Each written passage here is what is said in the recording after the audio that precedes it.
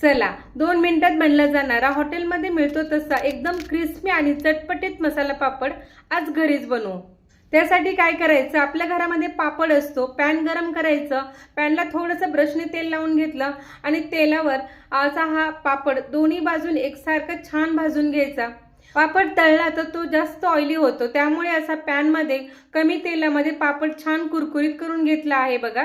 एका प्लेट मध्ये पापड ठेवला, पापडवर लाल मिरची आपल्या चवीनुसार घातली, त्यावर बारीक चिरलेला कांदा, टोमॅटो छान पसरवून घेतलं। तसंच काकडी सुद्धा मी इथे बारीक चिरून घेतली, ती सुद्धा याच्यावर घातली आणि कैरी आहे तर कैरी सुद्धा बारीक चिरून अशी घालून घेतली, त्यावर चाट मसाला छान फिरवून घेतला।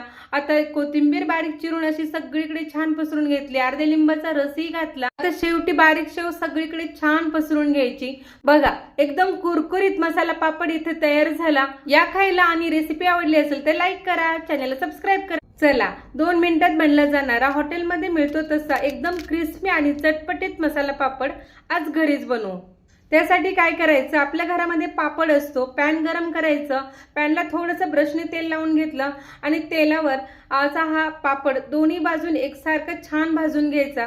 पापड तळला तर तो जास्त ऑइली होतो, त्यामुळे असा पॅन मध्ये कमी तेलामध्ये पापड छान कुरकुरीत करून घेतला आहे बघा।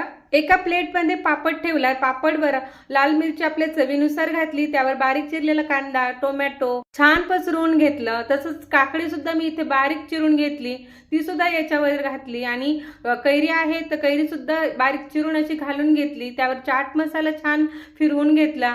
आता कोथिंबीर बारीक चिरून अशी सगळीकडे छान पसरून घेतली, अर्ध्या लिंबाचा रसही घातला। आता शेवटी बारीक शेव सगळीकडे छान पसरून घ्यायची बघा। एकदम कुरकुरीत मसाला पापड इथे तयार झाला। या खायला आणि रेसिपी आवडली असेल तर लाईक करा, चॅनलला सबस्क्राईब करा।